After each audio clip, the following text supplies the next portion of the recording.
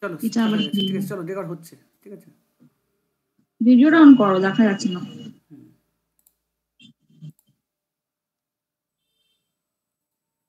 দেখা যাচ্ছে আমাকে? Good good good. হ্যাঁ, পিন আচ্ছা ঠিক পিন আছে, শোনো, করে দাও। আজকে আজকে পিন পিন করা লাগবে না। ওকে, সবাই চলে এসছে। ওকে, হ্যাঁ হ্যাঁ। আচ্ছা, আজকে সৌভিক থাকলে বেরিয়ে হতো, ছেলেটা সৌভিক, কিন্তু ওর জন্য রেকর্ড আমি করতে পারছি না, তো কী করা যাবে সেটা কথা নয়। কথাটা হচ্ছে গিয়ে আজকে আমরা একটা ছোট্ট টপিক পড়ব। রেকর্ড কি হচ্ছে না? আসলে গুগল মিটে না রেকর্ড হয় না, যদিও স্ক্রিন রেকর্ড হয় সেটা অডিও আসে না, এটা হচ্ছে ব্যাপার। মানে ঠিক আছে, সেটা আমি দেখছি, কিছু করার নেই। তো আমি যেটা করছি এখন সেটা হচ্ছে আজকে তোমাদের একটা ছোট্ট টপিক আমি পড়াবো, ঠিক আছে? ছোট্ট টপিক। এবং কেন সেই ছোট্ট টপিক পড়াবো তার কারণ হচ্ছে গিয়ে সেই টপিকটা থেকে প্রত্যেক বছর অ্যাটলিস্ট 1.5টা প্রশ্ন আসে অ্যাভারেজ। আমরা তোমাদের 1.5 মার্কস শিখি, এতদিন তো অনেক জ্ঞান গল্প করেছি আমি, না পরীক্ষার নাম্বার তো জোগাড় করে দিতে হবে। তো প্রত্যেক বছর পরীক্ষায় একটি টপিক এর থেকে মানে এত বছর যত কম্পিটিটিভ এক্সাম, আরপিএসসি, বিপিএসসি, ঠিক আছে, ডাব্লিউবিপি, স্লেট, তারপরে সেট, তারপরে হচ্ছে নেট, সব জায়গাতেই একটা টপিক থেকে মোটামুটি অ্যাভারেজলি 1.5 নম্বর করে কোশ্চেন এসছে। ওকে, আমরা সেই টপিকটা পড়ব। তো সেই টপিকটা খুবই ছোটো টপিক, বেশি কিছু মনে রাখার নয়, তাই জন্য আমি আজকে ছোটো বই ছোটো ক্লাস। চলো সেই টপিকটা শুরু করি। সেই টপিকটা আগে আমরা দেখি যে প্রশ্নগুলো কী কী আসে।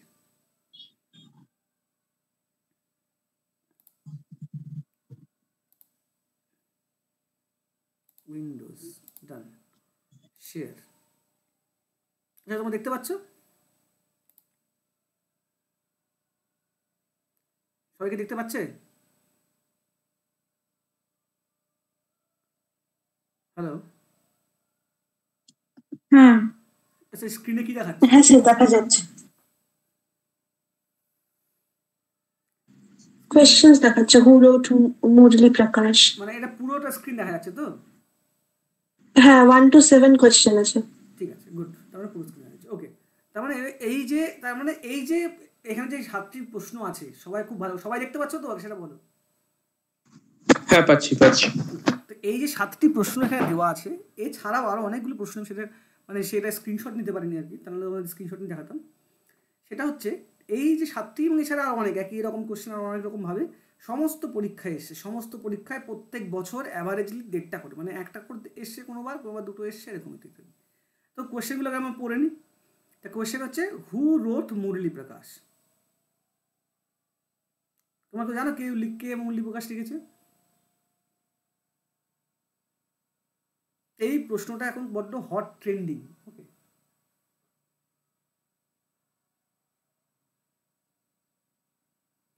তোমাকে জানো কেউ কি বলতে পারবে?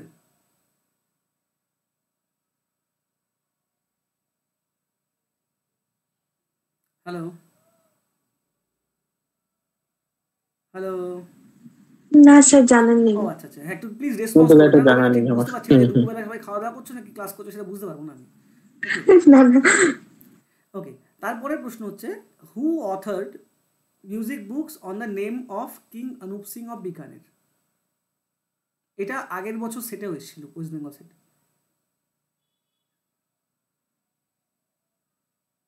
এটাও ঠিক আছে, আমি কোশ্চেনগুলোতে পড়িনি আগে। Total number of text written by Bhav Bhatt? এটা তো প্রত্যেক ভাষার আছে, প্রত্যেকবারই সেম ভুল ফরম্যাটে আসে, এবং প্রত্যেক বছর ইউজিসি সেটাকে ভুল হিসেবে মেনে নেয়। প্রত্যেক বছর ভুল হয়ে আসে, প্রত্যেক বছর, কিন্তু ইউজিসি তবু ঠিক করে না জিনিসটাকে। ওকে, তারপর হচ্ছে, হু রোট ধ্রুপদ টিকা? এবং এই ধ্রুপদ টিকার সামনে অনেক কোশ্চেনে আসে যে ধ্রুপদ টিকা, এবার অনেক কোশ্চেনে আসে হচ্ছে হু রোট নষ্ট উদ্দিষ্ট ধ্রুপদ টিকা? ওকে, তারপরে একটা প্রশ্ন আছে, ফাদার্স নেম অফ ভাব ভট্ট?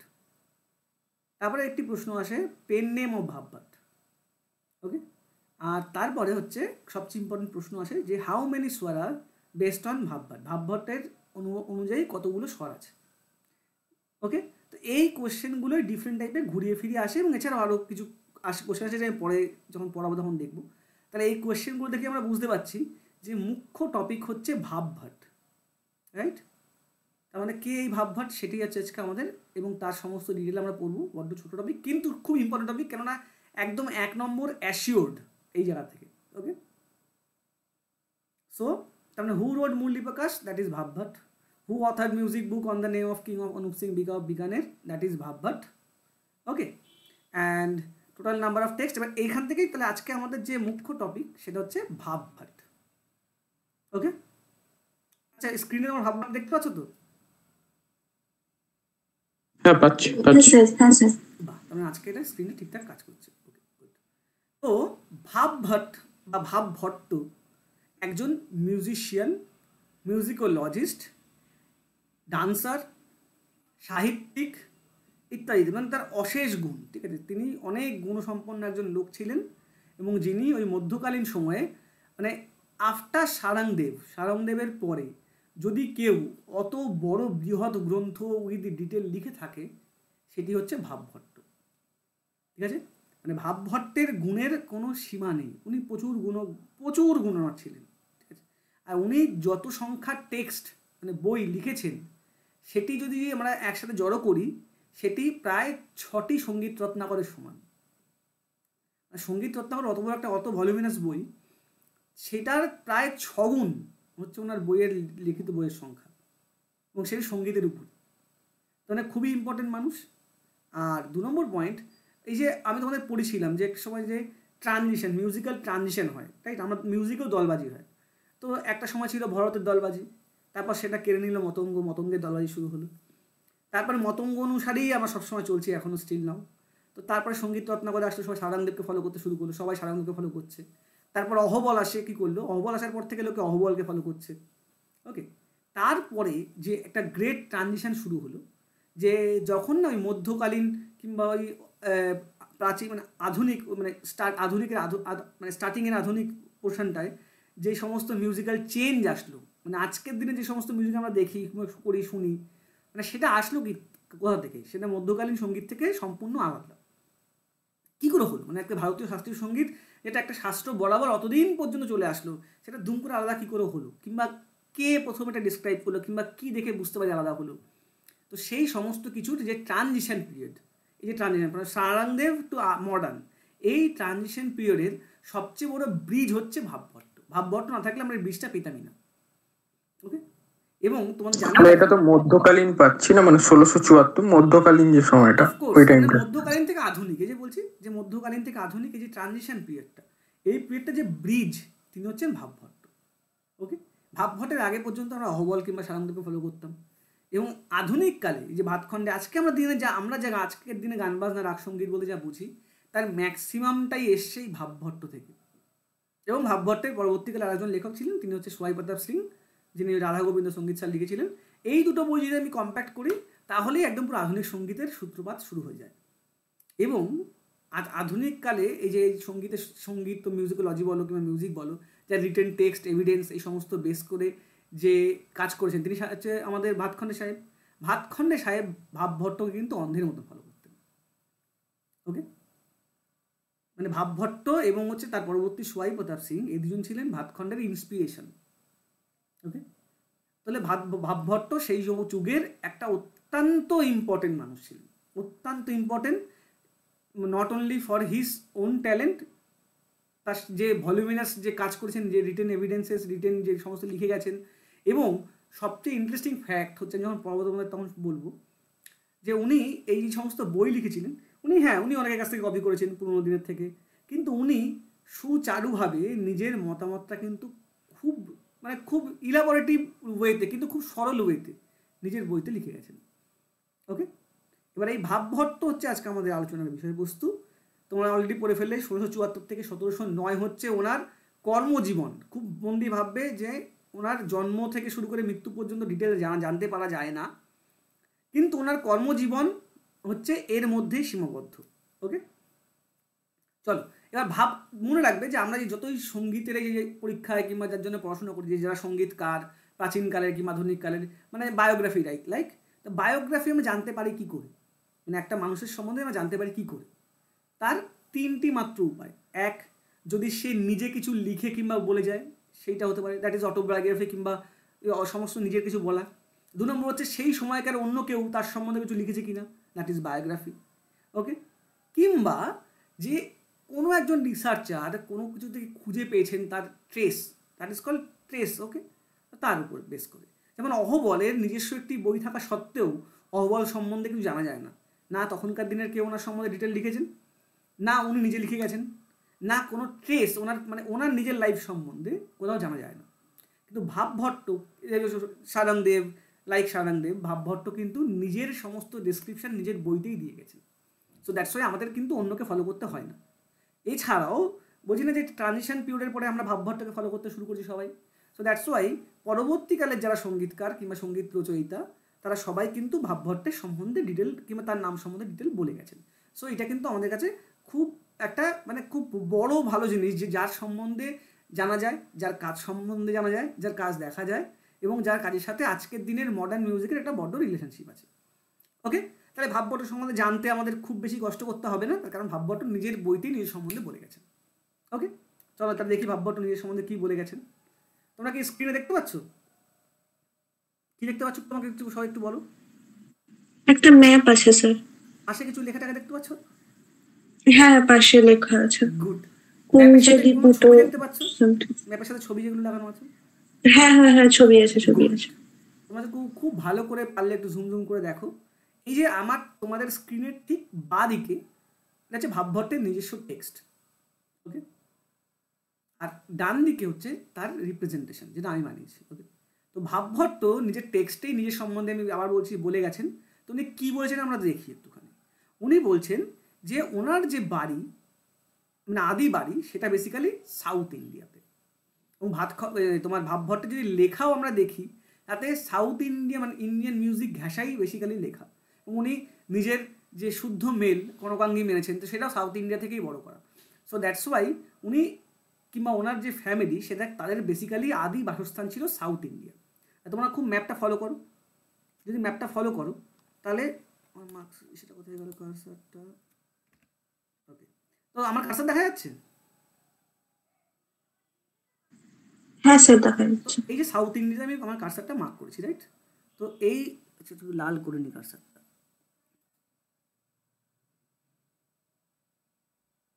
ওকে, আচ্ছা আমার লেজার পয়েন্টার দেখা যাচ্ছে তো, লাল রঙের লেজার পয়েন্টারটা?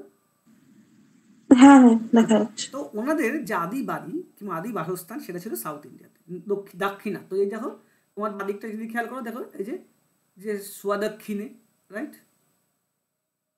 ওকে, তো উনি ওনার যে ফ্যামিলি তারা পুরো ফ্যামিলিটাই বড় পণ্ডিত ছিল এবং এই সাউথ ইন্ডিয়ার কোনো একটি রাজার আশ্রয়ে তারা ছিলেন এবং সেই সভায় তারা সাহিত্য চর্চা করতেন, ওনার যে সমস্ত পূর্বপুরুষেরা। ঠিক আছে, মজার কথা হচ্ছে এই পূর্বপুরুষদের মধ্যে উনি ওনার যে প্রপিতামহ যে ঠাকুরদাদা তার নাম উনি বলে গেছেন এবং তার নাম হচ্ছে তানভট্ট।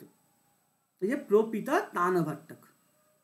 ওকে, তাহলে এই তানভট্ট সাউথ ইন্ডিয়ার মানুষ ছিলেন, কিন্তু সে সাউথ ইন্ডিয়া থেকে ওনার ফ্যামিলি পরবর্তীকালে মুভ করে চলে আসে হচ্ছে ধবলপুর, যেটা এখন মালওয়াতে অবস্থিত। ওকে, কারণ দেখো উনি পরিষ্কার লিখছে যে কুল আভির দেশাজম, আভির দেশ, যেটাকে এখনকার দিনে আমরা মালওয়া বলি, সেখান ওনারা আবার পরবর্তীকালে বসতি স্থাপন করেন।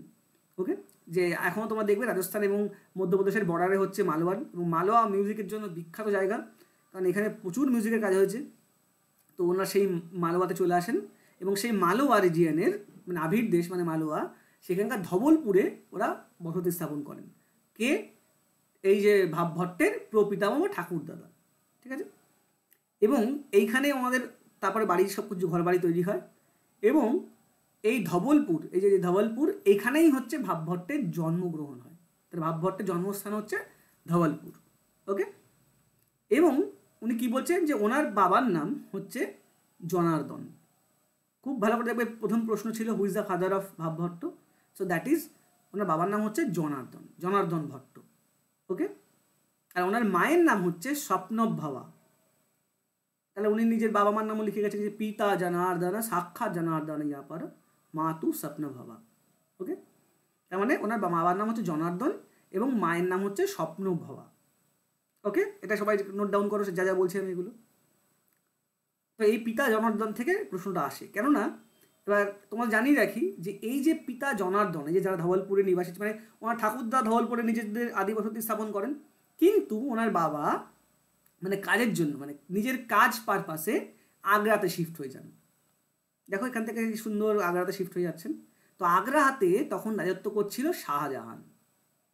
ওকে, এই শাহজাহানের সময়কালীন হচ্ছে ওনার বাবা। ওকে, তো শাহজাহানের সময় ওনার বাবা জনার্দন ভট্ট আগ্রাতে শিফট হয়ে যান, এবং আগ্রার যে দরবার, যে পুরনো দিল্লি দরবার, সেই দরবারে কিন্তু উনি অত্যন্ত গুণী মানুষ ছিলেন। কে? ভাবভট্টের পিতা জনার্দন। তো সেখানে উনি কী করতেন? উনি কিন্তু গান বাজনার সাথে জড়িত ছিলেন এবং উনি সাহিত্য চর্চা করতেন। তাই জন্যে শাহজাহান ওনার বাবাকে সভা মণ্ডল মণ্ডন সঙ্গীত রায় এই উপাধিতে ভূষিত করেন। ওকে, মনে থাকবে? এই যে আমি তোমাদের পেন নেম অফ ভাবভট্ট, এই প্রশ্নটা খুব ভালোবাসে, খুব মানে খুব ঠিক করে আসে, বিশেষ করে আরপিএসসিতে এই প্রশ্নটা আসে। মানে তাহলে শাহজাহান ভাবভট্টের বাবাকে কি উপাধি দিয়েছিল? সভা মণ্ডল মণ্ডন সঙ্গীত রায়। ওকে, এটা কিন্তু খুব মাথায় রাখতে হবে। তোমরা যদি ছবিটা খুব দেখো, স্যার উপাধিটা আরেকবার বলুন। সভা মণ্ডল মণ্ডন সঙ্গীত রায়। ওকে, রাই, রায়, RAI। ওকে, রায় হচ্ছে রাজস্থানী ভাষায় রাজাকে রায় বলা হয়, ঠিক আছে, রায়। ওকে, আচ্ছা, এই আমরা বলি শ্যাম রায়, মানে শ্যাম রাজা, সেরকম রায় মানে উচ্চারণে রায়। ওকে, তো দ্যাট ইজ রাজ। ওকে, সঙ্গীত রাজ। তো সভা মণ্ডল মণ্ডনা সঙ্গীত রাজ কাকে উপাধি দেয়? ভাবভট্টের বাবাকে, যিনি ছিলেন জনার্দন ভট্টকে। এবার মজার কথা হচ্ছে শাহজাহানের সময়কালীন আরও একজনের নাম পাওয়া যায়, যেটা বড্ড ক্লোজ অফ ভাবভট্টের father, that is Jagannath Kavi Rai. তোমার নাম শুনেছো জগন্নাথ কবি রায়? এইটাও প্রচুর পরীক্ষায় আসে, প্রচুর বার, ঠিক আছে, প্রচুর বার পরীক্ষায় আসে, যে জগন্নাথ কবি রায়ও কিন্তু শাহজাহানের দরবারের একজন অত্যন্ত প্রবীণ গুণী মিউজিশিয়ান ছিলেন, এবং যে রীতিমতো তানসেনের সাথে যাকে তুলনা করা হতো, বুঝতে পারছো যে সে কত গুণী ছিলেন? তিনি ছিলেন জগন্নাথ কবি রায়। তার মানে তারও কিন্তু উপাধি ছিল কবি রাজ। ওকে, মানে কবি রাজ, কবি রায়। ওকে, জগন্নাথ কবি রায়, এটা কিন্তু প্রচুরবার নেটে আসে, এটাও নোট ডাউন করো যে জগন্নাথ। একটা জিনিস সিমিলারিটি পাচ্ছি যে মানে উনি যেহেতু মুসলিম পিরিয়ডের ঠিক শেষ টাইমটায় ওনার যে গ্রন্থটা এসেছে, ফলে মুসলিম পিরিয়ডটা পুরোটাই ওনার যে মিউজিকটা বা সবকিছু মুসলিম পিরিয়ডটার খুব ইয়েটা পাচ্ছি, ব্রিটিশ পিরিয়ড তো পাচ্ছি না, এবং তার আগের মানে সঙ্গীত ভাবনা করার পরবর্তীকালে যে সময়টা আর কি। ঠিক আছে, তো এবার তার মানে জগন্নাথ রায় একজন ছিলেন। এবার অনেক ক্ষেত্রে পুরোনো দিনের ইউজিসির প্রশ্নতে এটা গুলিয়ে ফেলতো, পুরোনো দিনের ইউজিসিতে লাস্ট তো জগন্নাথ রায়, কিন্তু সেটা অ্যাকচুয়ালি নয়, যেহেতু ভাবভট্ট নিজের বাবার নাম লিখে গেছে যে পিতা জনার্দন, তোমাদের, এবং তার পরবর্তীকালে সমস্ত ডকুমেন্টে জনার্দনই পাওয়া যায়। সো ইউজিসি এখন নিজেকে চেঞ্জ করেছে আর কি, তো এটা খুব ভালো বিষয় যে ইউজিসি চেঞ্জ করে নিজেকে। স্যার জগন্নাথ কবি রায়ের উপাধিটা কি বললেন? যে কবি রায়, জগন্নাথ কবি রায় হচ্ছে উপাধি, সেটাও কিন্তু শাহজাহানই দিয়েছিলেন, ঠিক আছে। আচ্ছা, রায় কি একই না আলাদা? রায় আর রাজ একই কথা, ঠিক আছে, মানে তখনকার দিনের ভাষাতে, মধ্যদেশীয় ভাষাতে রায় মানে হচ্ছে রাজা। ওকে, আমরা কেউ জগন্নাথ কবি রাজ বলে, আমরা যদি বাঙালি হই, আমরা বাঙালি তো আমরা জগন্নাথ কবিরাজ বলবো, তাহলে কবিরাজ হচ্ছে কিনা ওর উপাধি ছিলেন, ঠিক আছে, জগন্নাথ কবিরাজ। আর জনার্দনের যে কিছু জনার্দন ভট্টের উপাধি কি ছিল? সভা মণ্ডল মণ্ডল সঙ্গীত রাজ বা সঙ্গীত রায়। ওকে, মনে থাকবে? হ্যাঁ স্যার। এইবার শাহজাহানের দরবারে ছিল। এবার শাহজাহান, বুঝি না যে আমরা ইতিহাসটা পড়া খুব দরকার। শাহজাহানের যারা ছেলে মেয়ে, তারা কারা কারা? শাহ সুজা, ঔরঙ্গজেব, সবাই শাহজাহানের ছেলে মেয়ে, আমরা জানি, রাইট? তো শাহ সুজা তখন ছিল হচ্ছে আমাদের বাংলার সুবেদার, ঠিক আছে, মানে শাহজাহানের যে বড় ছেলে তার নাম হচ্ছে শাহ সুজা, আমরা এসে শুনেছি সেই নামটা, এবং যে সবচেয়ে ছোট ছেলে সে হচ্ছে ঔরঙ্গজেব। ওকে, তো ঔরঙ্গজেব তখনকার সময় ছিল সাউথ ইন্ডিয়ার সুবেদার, দক্ষিণ ভারতের সুবেদার, এবং শাহ সুজা ছিলেন হচ্ছে গিয়ে আমাদের বঙ্গের বাংলা এবং তৎসংবদ্ধ যে এলাকাগুলো, বাংলা মানে উড়িষ্যা, বিহার, বঙ্গ, মানে এই তিনটে যে বঙ্গ, তার সুবেদার ছিল। শাহ সুজা ছিলেন অত্যন্ত মিউজিকের বড্ড বড় পেট্রন। নট অনলি শুধু মিউজিক, মানে আজকে আমি বলবো যে মুসলমান ঘরে যদি কোনো ভদ্রলোক জন্মগ্রহণ করে থাকে সেটা হচ্ছে শাহ সুজা। ওকে, মানে তিনি হচ্ছে একাধারে ছিলেন, মানে নিজে বড় সাহিত্যিক ছিলেন, নিজে হিন্দু সাহিত্যের প্রতি অগাধ জ্ঞান এবং ইন্টারেস্ট ছিলেন। তিনি সমস্ত আমাদের গ্রন্থগুলোকে ফার্সিতে অনুবাদ করিয়েছিলেন, ঠিক আছে, গান বাজনা তো অসাধারণ। এবং এই শাহ সুজার হাত ধরেই কিন্তু বাংলাতে দিল্লির মিউজিক ঢোকে, দিল্লির যে কালওয়াতি মিউজিক সেটা কিন্তু শাহ সুজার হাত ধরেই বাংলাতে প্রবেশ করে। তা সেই শাহ সুজাও কিন্তু মানে এত মানে ফন্ড ছিল যে ওনার প্রতি, এত ভালোবাসা ছিল ভাবভট্ট, এবং মানে সবচেয়ে বড় পয়েন্ট যে ভাবভট্টের পিতা যখন আগ্রাতে, তখন কিন্তু ভাবভট্ট পিতার সাথে আগ্রাতেই ছিল। ওকে, তো শাহ সুজা কিন্তু ভাবভট্টকে সঙ্গীত রাজ উপাধি দেন, মনে থাকবে। তার মানে শাহজাহান ওনার বাবাকে উপাধি দেন হচ্ছে সভামণ্ডল মণ্ডল সঙ্গীত রাজ, আর শাহ সুজা ভাবভট্টকে উপাধি দেন হচ্ছে সঙ্গীত রাজ। ওকে, দা Sangeet Rai. Okay, that same thing. তাহলে এইটা কিন্তু যে লেখা আছে, what is the pen name of Bhavbhatt, প্রশ্ন আছে ভাবভট্টের উপাধি কি, that is Sangeet Raj. Okay, and that is given by Shah Shuja. তার মানে এতগুলো কথা জানছি কোথা থেকে, এতগুলো কথা আমরা জানতে পারছি ভাবভট্ট নিজের লেখা থেকে। এই দেখো যে এই যে পাশে যে টেক্সটটা দেওয়া আছে, দেখো যে এখন যে এই শ্রীমত শাহী সুজা ভূপদ দত্তং রায় পদং তত। ওকে, তার মানে শাহ সুজা ওনাকে এই সঙ্গীত রাজ কিংবা সঙ্গীত রায় এই পদ উপাধি দিয়েছিল। ঠিক আছে, তার মানে আমরা ভাবভট্টের প্রথম যে উপাধি সেটা পেয়ে গেলাম, সেটা হচ্ছে সঙ্গীত রায়। তখন ভাবভট্টের বয়স বড্ড ছোট। তার মানে ভাবো যে একটা লোক তার ছেলেকে নিয়ে আগ্রায় গেছে, এবং সেখানে দুজনেই কত বড় গুণী না হলে যে বাবা ছেলে দুজনকে একসাথে উপাধি দেওয়া হচ্ছে, এবং তারা কত কিছু করেছেন, নিশ্চয়ই কিছু ভালো কিছু করেছেন অফকোর্স। কিন্তু after the death of Shahjahan, শাহজাহানের মৃত্যুর পরে ভারতবর্ষের অনেক রকম চেঞ্জ হয়। কারণ সেই সময় দিল্লির মসনদে কে বসবে সেটা নিয়ে প্রচুর ঝামেলা হয়, এবং তাই শুধু রক্তক্ষয়ী ঝামেলা, শুধু ঝামেলা, সে রক্তক্ষয়ী, সে মারামারি ঝামেলা একেবারে। ঠিক আছে, তো সেই ঝামেলার সময় বাংলা থেকে দিল্লি দখল করার জন্য এগিয়ে যায় শাহ সুজা, আর সাউথ থেকে দিল্লি দখল করার জন্য এগিয়ে যায় হচ্ছে ঔরঙ্গজেব। সেই রক্তক্ষয়ীতে মানে ঝামেলাতে শাহ সুজার মৃত্যু বরণ করতে হয় কার হাতে, ঔরঙ্গজেবের হাতে। ঔরঙ্গজেব নিজের হাতে তাকে হত্যা করেন এবং নিজে সমস্ত ভাইদের মেরে সিংহাসন দখল করেন। ওকে, এবার এই যে রক্তক্ষয়ী সময়, এই সময়ে মানে বড্ড একটা মানে সঙ্গীত কিংবা যে কোনো কলার ক্ষেত্রে মানে বড্ড একটা খারাপ সময় ছিল। অনেকে বলেন যে ঔরঙ্গজেব সঙ্গীতের প্রতি কোনো ইন্টারেস্ট রাখেননি, এবং সব সঙ্গীত তখনকার দিনে সভা সঙ্গীত বন্ধ করে দিয়েছিলেন। তাহলে এই যে সভার যারা সঙ্গীতকার ছিল তারা কোথায় যাবে, তাই তো খেয়ে পরে বাঁচতে হবে। ওকে, তো তখন তারা ভারতবর্ষের ডিফারেন্ট প্রান্তে ছড়িয়ে গেছিল। ওকে, তো যেহেতু তখন এই সঙ্গীতের সম্বন্ধে বড্ড খারাপ সময় চলছে, তো তখন নিজের বাবার সাথে ভাবভট্ট আবার নিজেদের পুরনো রাজ্য সাউথ ইন্ডিয়াতে, মানে যেখানে পুরনো বসতি ছিল সেই পুরনো জায়গায় ফিরে যান। ওকে, তার মানে ঔরঙ্গজেবের সময় আবার ভাবভট্টরা কিন্তু এই সভার গান বাজনা ছেড়ে কিংবা সব কিছু কাজ ছেড়ে ওরা সাউথ ইন্ডিয়ার সেই আদি বাড়িতে চলে যান। ঠিক সেই সময় ঔরঙ্গজেব দক্ষিণাত্য বিজয়ের জন্য যান, এবার দক্ষিণ জয় করতে হবে। ঠিক আছে, আমরা সিনেমা দেখি, রাইট? এই সিনেমা দেখি না, হ্যাঁ, শিবাজি মহারাজ থেকে সুসম্বাজি, কত সিনেমা দেখলাম যেখানে ঔরঙ্গজেব সারা জীবন সাউথের সাথে ঝামেলা করে গেছে, সাউথ দখল করতে পারেননি কোনোদিনও।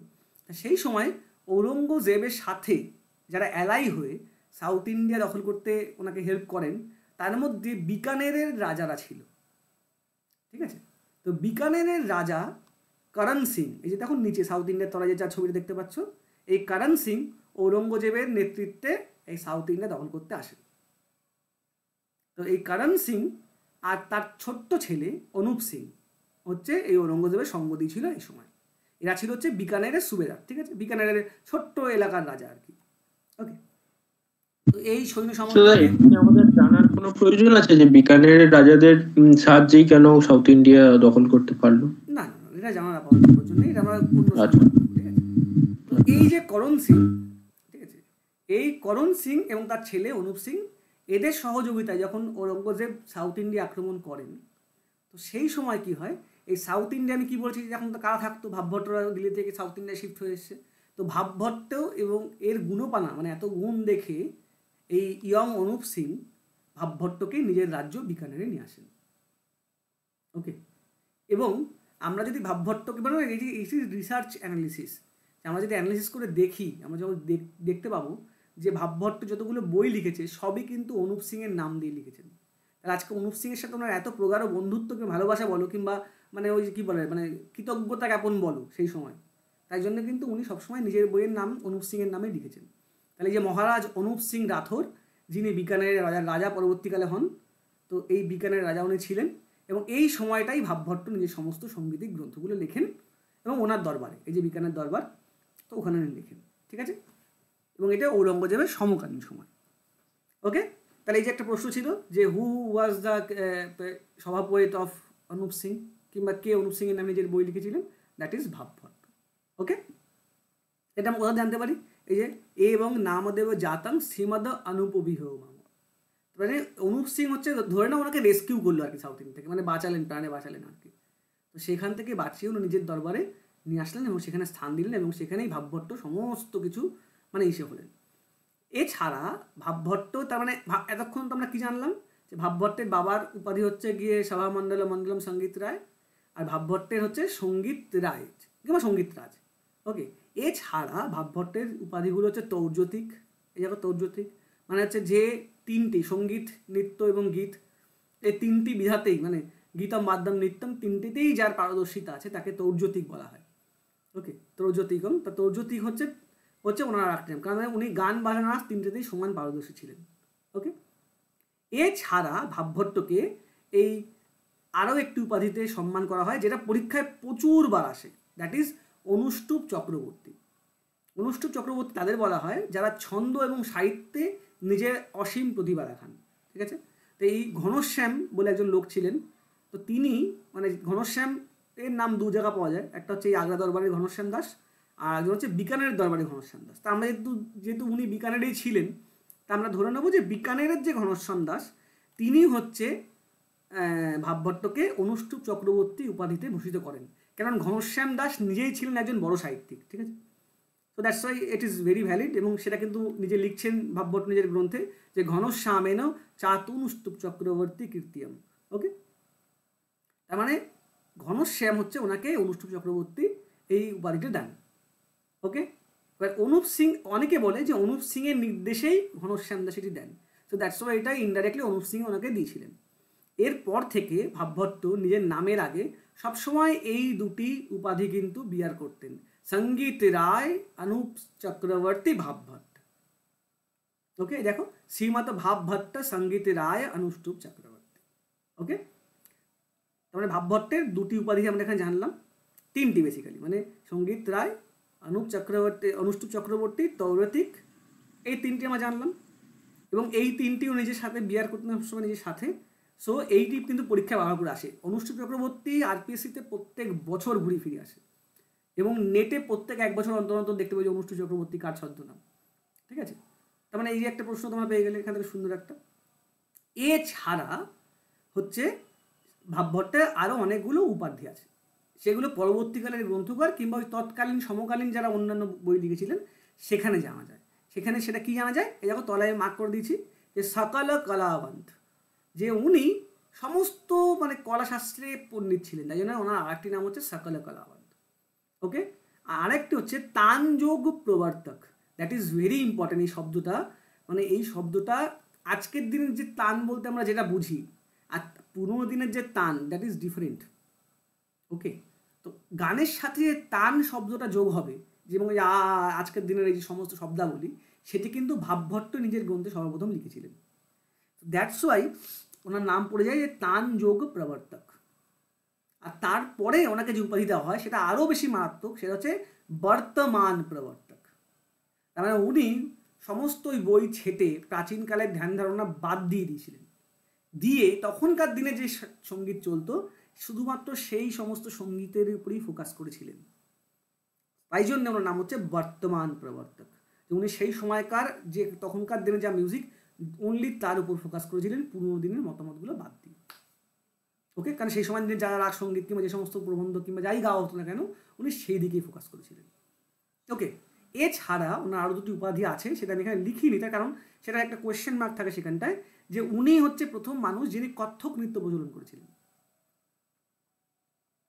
ওকে, যে কত্থক নৃত্যের প্রচলন না করলেও অ্যাটলিস্ট সেই সময় কত্থক নৃত্যের মানে গান বাজনা কীরকম করে হবে, মানে বাজনার সাথে কিংবা গানের সাথে নাচটা কীরকম হবে, উনি তার ডিরেকশন দিয়েছিলেন। ওকে, এবং তার সম্বন্ধে ওনার নিজস্ব একটা বিখ্যাত বই আছে, মানে বিখ্যাত বই, মানে পড়লে অবাক হয়ে যেতে হয়, সেই সময়কার দিনে নাচ নিয়ে ওরকম বই লেখা যায় আর কি। ওকে, তো দ্যাট ইজ দ্য পয়েন্ট। তারপর আমরা এই যে পুরো স্লাইডতেই ম্যাক্সিমাম ইনফরমেশন পেয়ে গেলাম, যে অনুপ সিং রাথোর কিংবা অনুপ সিংয়ের দরবারের সভা গায়ক কিংবা সভা কবি কে ছিলেন, দ্যাট ইজ ভাবভট্ট। ভাবভট্টের সমস্ত উপাধিগুলো আমরা জেনে গেলাম।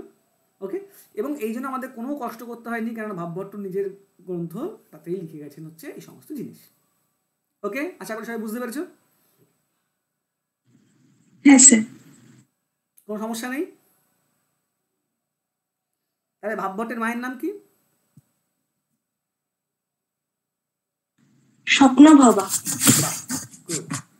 বাবার নাম কি? স্বপ্ন জনার্দন ভট্ট। আর উপাধি কি?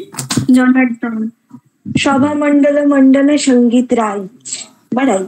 क्या बात, क्या बात। আচ্ছা, ওনাদের বাড়ি কোথায় ছিল, আদি বাড়ি? আর সাউথ ইন্ডিয়াতে। আর আর জন্মভূমি? পরে ধবলপুর আহির ওই মালবার জায়গাটাতে শিফট করেন। তারপর বাবা হচ্ছে কর্মসূত্রে শাহজাহানের দরবারে আগ্রাতে চলে যান। ওখানে গিয়ে উনি সাহিত্য চর্চা গান বাজনা করতেন। বাহ, क्या बात, এই তো সুন্দর, তোমরা বুঝে গেছো। তাহলে আমি পরের স্লাইডে যাই।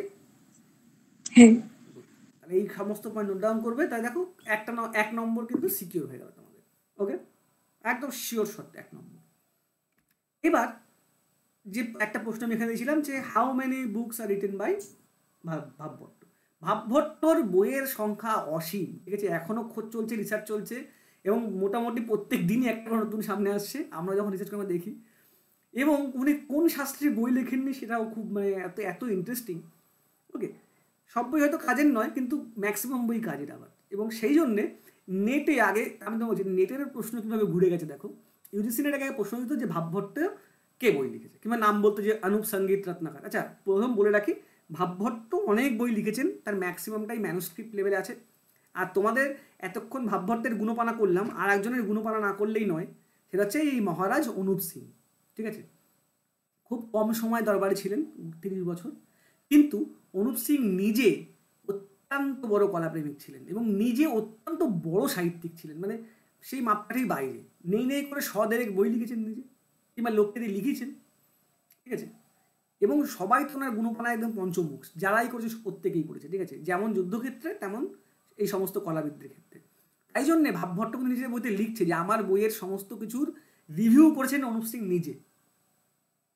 ওকে, আর সবচেয়ে বড় পয়েন্ট, অনুপ সিং আরেকটি যেটি বিখ্যাত কাজ করেছেন, যার জন্য মানে আমরা সমস্ত মিউজিশিয়ানরা ওনার সামনে মাথা নিচু করতে হয়, সেটি উনি এখন পর্যন্ত পাওয়া সবচেয়ে বড় লাইব্রেরি, সেটা হচ্ছে অনুপ সিং লাইব্রেরি অফ বিকানের, সেইটির প্রতিষ্ঠাতা করেছিলেন তিনি, সেটার প্রতিষ্ঠা করেছিলেন। ওকে, মানে আজকে এই যে যত মিউজিকটা আমরা কাজকর্ম করি না কেন, তোমরা যদি একটা কথা মাথায় রাখবে, রাজস্থান না থাকলে আমাদের এই মিউজিক সম্বন্ধে আমরা ইতিহাস জানতেই পারতাম না।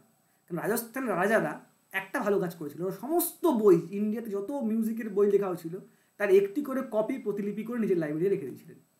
এবং সবচেয়ে বেশি মিউজিকের যে সমস্ত বই যার লাইব্রেরিতে আছে, তিনি হচ্ছে এই মহারাজ অনুপ সিং, এবং তার নামে সেই লাইব্রেরি এখনও আছে স্টিল নাও। আমি গিয়ে ধন্য মনে করেছিলাম নিজেকে, এত বড় এত ম্যানুস্ক্রিপ্ট সেখানটায়। তো তার নাম হচ্ছে মহারাজ অনুপ সিং লাইব্রেরি অফ বিকানের, সেখানেই ম্যাক্সিমাম ভাবভট্টের বইয়ের ম্যানুস্ক্রিপ্টগুলো রাখা আছে।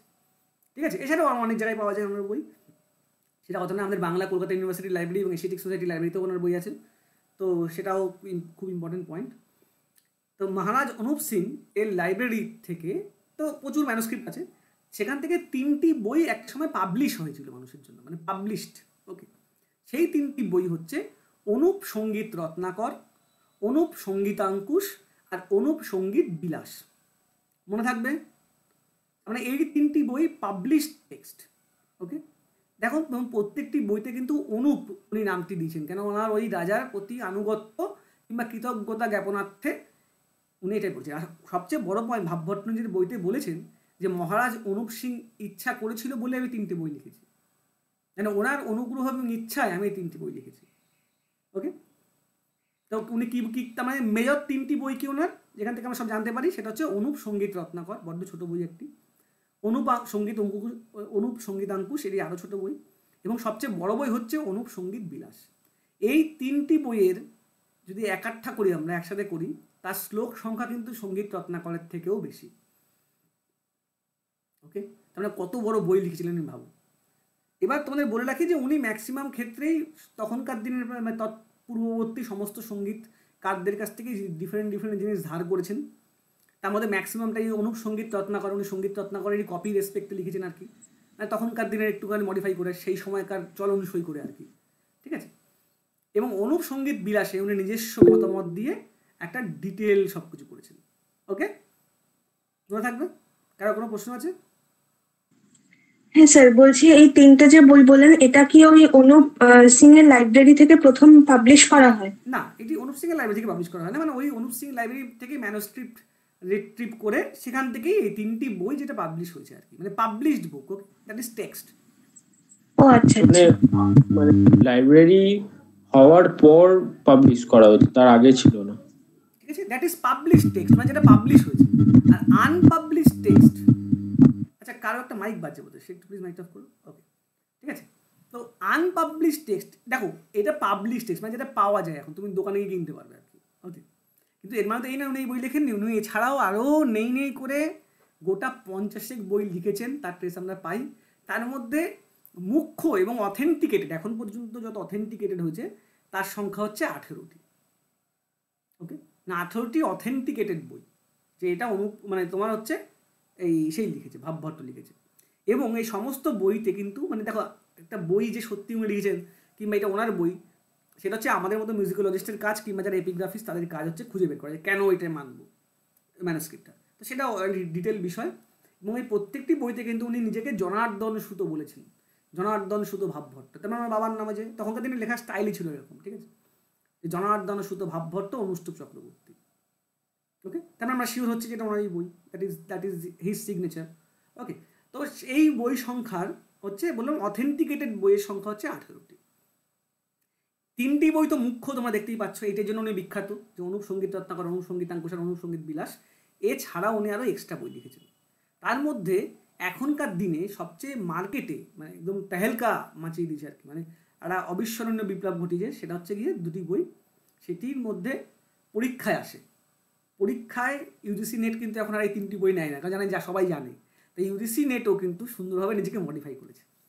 সেখানে প্রশ্ন আসে যে নষ্ট উদ্দিষ্ট প্রবর্ধক ধ্রুপদ টিকা, এই প্রশ্নটা রিসেন্ট প্রত্যেক বছর অল্টারনেটিভ বইতে আরপিএসসি এবং ইউজিসি নেটে আসে। হু রোড দ্য বুক নষ্ট উদ্দিষ্ট প্রবর্ধক ধ্রুপদ টিকা, কিংবা ভাবভট্ট রোড বলে অনেকগুলো অপশন থাকে, সেখানে অপশনটা থাকে। লোকে ভাবে কি সব অনুসঙ্গীত রত্নাকর, অনুসঙ্গীতাঙ্কুশ, এটা মানুষ ভুল করে আর কি। তো মাথায় রাখবে নষ্ট উদ্দিষ্ট প্রবর্ধক ধ্রুপদ টিকা, এইটা কিন্তু ভাবভট্ট লিখেছেন, এই ধ্রুপদ টিকা। ওকে, দেখো আমার প্রশ্ন হয়েছিল যে হুরোর ধ্রুপদ টিকা, রাইট? তার কারণ আমি পরবর্তীকালে বলছি এই বইটা কেন তো ইম্পর্টেন্ট। এছাড়া আরও ইম্পর্টেন্ট বই হচ্ছে এই গমক মঞ্জরি, যে তখনকার দিনের গমক আর প্রাচীনকালের গমক আলাদা ছিল, ঠিক আছে। এবং উনি এই গমক মঞ্জরি বইয়ের টিকা নিজে আবার লিখেছিলেন, যে গমক মঞ্জরি টিকা, যে গমক কোন কোন প্রকারের কিংবা তখনকার দিনে কীভাবে গমক ইউজ করা হতো। ওকে, এছাড়া আরেকটি বই যেটা এখন অ্যালাইড বই হিসেবে মার্কেটে পাওয়া যায়, সেটা হচ্ছে মুরলী প্রকাশ, যেখানে বাঁশি বাজানো এবং বাঁশির ডিফারেন্ট ভ্যারাইটি উনি এখানে দিয়েছিলেন, ঠিক আছে। তো এই যে 18টি বইয়ের নাম, এটা আমি তোমাদের দিয়ে দেবো, এটা অবশ্যই মাথায় রাখবে, কারণ এখন প্রচুর এখান থেকে কোশ্চেন আসে। ওকে, আর দেখো যে তাহলে প্রথম 3টি বই হচ্ছে অনুপ সঙ্গীত বিলাস, অনুপ সঙ্গীত রত্নাকর, অনুপ সঙ্গীতাঙ্কুশ, সেটা কিন্তু আমরা সবাই জানি, বলছি তুমি যে মেন বইগুলো মেনশন করছো, ওগুলো কি মানে একটু আন্ডারলাইন করা যাবে? লিখলেও মানে পিডিএফটাই সবটা থাকবে। এই যে আমি দেখো এখানে দিয়েছি, সে করে দেবো, ঠিক আছে। এরপরে যেটা অনুপ সঙ্গীত বর্তমানে, যেমন তোমার বলছিলেন যে ওনার নাম হচ্ছে বর্তমান প্রবর্তক, ওনার নাম, রাইট, উনি নিজের নামের সামনে লিখতেন। যে এই অনুপ সঙ্গীত বর্তমানে উনি একটা ছোটো বই, বড্ড ছোটো বই, বড্ড এখনও ম্যানুস্ক্রিপ্ট লেভেলেই আছে। তো সেই ম্যানুস্ক্রিপ্ট আমরা দেখতে পাই যে এখানে উনি আধুনিককালের সঙ্গীতের যে পরিবর্তন বিধি, সেইটা উনি ডিটেল সেটার ডেসক্রিপশন দিয়েছেন। এছাড়া অনুপ রাগসাগর, যেটা অনেকটা অনুপ সঙ্গীত রত্নাকরের মতোই, সো দ্যাটস ওয়াই এটাকে আলাদা করে বই হিসেবে ধরা হয় না, ঠিক আছে। কুতুপাধ্যায় গমক মঞ্জরি টিকা, উনি কিন্তু গীত গোবিন্দের টিকাও লিখেছিলেন, তো দ্যাটস ওয়াই গীত গোবিন্দের টিকা, গীত লক্ষণম, এই সবচেয়ে ইম্পর্টেন্ট বই হচ্ছে এখন ধ্রুপদ টিকা। ওকে, এছাড়া মুরলী প্রকাশ, রাগমালা, রাগ বিবেক, ঠিক আছে, স্বরলক্ষণা, এটা বিখ্যাত বই স্বরলক্ষণা, সেটা আমি তাদের পড়াবো একটু বাদে, ঠিক আছে। এই সপ্তাঙ্গ খণ্ডমেরু, এই যে আজকের দিনের যে খণ্ডমেরু নিয়ে আমরা আলোচনা করি, রাইট, যে আমির খাঁ সাহেব নাকি তৈরি করেছেন, একদমই ভুল কথা, তো খণ্ডমেরু আগেও ছিল, ঠিক আছে। সঙ্গীত চন্দ্রিকা এবং সঙ্গীত রত্নাকরের আন্ধ্রি টিকা, এই দেখো আন্ধ্রি টিকা মানে সাউথ ইন্ডিয়ার জিনিস, রাইট। তো উনি যে সাউথ ইন্ডিয়ার লোক ছিল সেটা ছত্রে আমরা প্রমাণ পাই আর কি। ওকে, তো এইটা হচ্ছে ওনার বইয়ের সংখ্যা, এখান থেকেই সবচেয়ে। স্যার এই বাকি বইগুলোর নিচে কোয়েশ্চেন মার্ক কেন দেওয়া পাশে? কারণ এইগুলোর অথেন্টিক রাগমালা, স্বরলক্ষণা, ঠিক আছে, মানে কি হয় বলো তো, ধরো ও আচ্ছা আচ্ছা। ধরো আমি তোমার কথা বলছি, ধরো একটা ম্যানুস্ক্রিপ্ট, ধরো কেউ একটা বই লিখেছে, ধরো আমি যদি বলি অনুপ সঙ্গীত বিলাস, এটি অত্যন্ত বড় একটি বই, ওকে। তো এইটি যে এখন যে বইটি দেখতে পাচ্ছ, যে বই হিসাবে যখন প্রকাশ হয়, মানে যখন বুক হিসাবে এই পাবলিশ হয়, তখন আগে তাকে রিভিউ করতে হয়, ম্যানুস্ক্রিপ্ট রিভিউ, যে সত্যি ওটা ঠিক কিনা, এছাড়া কোনো ভুলভ্রান্তি আছে কিনা, এর অন্য কোনো ম্যানুস্ক্রিপ্ট পাওয়া যায় কিনা, তার সাথে মডার্ন ম্যানুস্ক্রিপ্টের কি মিল আছে কিনা, সেটাই অনেক অনেক কাজ আমাদের থাকে। তারপরে একটি বই এডিটেড অবস্থায় বেরোয়, ঠিক আছে। তো ধরো আজকে অনুপ সঙ্গীত বিলাসে 7টি অধ্যায় আছে, ধরো আজকে অনুপ বিকানের লাইব্রেরিতে 7টি অধ্যায় আছে, দ্যাটস ইট। আবার দেখো চেন্নাই লাইব্রেরিতে 2টি অধ্যায় আছে ম্যানুস্ক্রিপ্ট হিসাবে, আমাদের বাংলা এশিয়াটিক সোসাইটিতে 3টি অধ্যায় আছে, ওকে। এবার এই সমস্ত কিছু আগে জোগাড় করতে হয়। তারপরে ধরো যেইটি অনুপ সঙ্গীত বিলাসের অধ্যায় নাম্বার 1, যেটা এই অনুপ সিং লাইব্রেরিতে আছে, আর ধরো অধ্যায় নাম্বার 1 আমাদের এশিয়াটিক সোসাইটিতে আছে, সেই দুটো কি হুবহু এক, আগে প্রথম সেটা মেলাতে হয়, ওকে। এবার কি সেক্ষেত্রে কি হয়, অনেক বইয়ের পার্ট পার্ট খণ্ড পাওয়া যায়। যেমন ধরো ভাবভট্টের আরেকটি বই আছে, তার নাম হচ্ছে ভাব প্রকাশ। আগে মনে করা হতো ভাব প্রকাশ একটা আলাদা ম্যানুস্ক্রিপ্ট, আলাদা বই, কিন্তু এখন দেখা গেছে ভাব প্রকাশ হচ্ছে অনুপ সঙ্গীত রত্নাকরের নিত্যাধ্যায়ের একটা ছোট পার্ট, ওকে। তাই জন্য ওটাকে বই থেকে বাদ দিতে হয়েছে, যে না ওটা তো এডিরই পার্ট, ওকে। তো এরকম খণ্ড খণ্ডভাবে পাওয়া যায় তো সব জায়গায়, তো সেই জন্য একটা প্রচুর ওই জন্য না আলাদা করে। তো এই যে কোয়েশ্চেন মার্কগুলো পাশাপাশি দেওয়া আছে, তো এই জন্য আমরা এখনও রিসার্চ চলছে যে এটা কি খণ্ড বই, মানে ওই একটা কোনো বইয়ের পার্ট, নাকি একটা মানে ইন্ডিপেন্ডেন্ট বুক আর কি। মানে ইটসেলফ একটা বই, হ্যাঁ। ওকে। সেটা বলছি নাট্যদৃষ্ট প্রবর্ধক ধ্রুপদ থেকে যে বইটা, এটাও কি একটা ম্যানুস্ক্রিপ্ট আকারেই ছিল নাকি? এটা এখনো ম্যানুস্ক্রিপ্ট আকারেই আছে, যে কোনো এখনো বেরোয়নি বই হিসেবে। ও এখনো বেরোয়নি, ঠিক আছে। তাহলে এইটা খুব ইম্পর্টেন্ট, তার মানে এখান থেকেও একটি 1 নম্বর শেয়ার শুরু হয়ে গেল আমাদের। সবচেয়ে বড় পয়েন্ট, ইউজিসি নেটে এখনো একটা ভুল প্রশ্ন আসে যে how many books are written by Bhavbhatt, ওখানে অপশন থাকে 3, 4, 5, 9, ওকে। যদি কোনো প্রশ্ন হে ভগবান, 3, 4, 5, 9, মানে ধারে কাছেও তো না। ঠিক আছে, তো তোমরা সবসময় 9 নম্বরটা টিক দেবে, ওকে। আচ্ছা, okay, Gita Govinda, that is maximum number তোমরা টিক দেবে, হ্যাঁ এটাই থাকে। ঠিক আছে। সবসময় আবার 3, 5 কত জানো, 3, 5, হ্যাঁ ইসে 9, এই কটা থাকে অপশন, একদম। এটা মনে রাখবে, তোমার 9 নম্বরই টিকা দেবে, কোনটা হচ্ছে ম্যাক্সিমাম নাম্বার, ওকে। এবং এটা নিয়ে আগের বছর আমি একটা স্টুডেন্টকে দিয়ে সেই করেছিলাম, রিভিউ করেছিলাম আর কি। কারণ ওরা 3টে মানে, এই 3টে বইয়ের জন্য 3টে মানে, যেমন সঙ্গে রাখা যায় পাবলিশ বুক, কিন্তু বাকিগুলো ওরা ইগনোর করে দেয়, কিন্তু সেটা তো করা সম্ভব নয়। তাহলে তারপর দাদা কি হয়েছিল, নাম্বার পেয়েছিল? অফকোর্স পেতে বাধ্য, ওকে। তাহলে এই পর্যন্ত গেল বইয়ের সংখ্যা গেল। এবার প্রশ্ন হচ্ছে, এই সমস্ত বই তো মিউজিক্যাল বই, তাহলে উনি মানে উনার একটা সমস্যা আছে, ভাবভট্ট এত বড় মাপের সঙ্গীত গুণী হয়েও দেখো উনি কিন্তু খুব প্রচারে নেই, কিংবা যেখানে প্রচার আছে সেখানে ওনার সব কিছু নেই, এত কিছু লেখা সত্ত্বেও ওনার সব কিছু কিন্তু কনসিডার করা হয় না। কেননা উনি সমস্ত লেখার মধ্যে ওনার মধ্যে অহবল এবং সঙ্গীত রত্নাকরের ছায়াটা বড্ড বেশি পাওয়া যায়।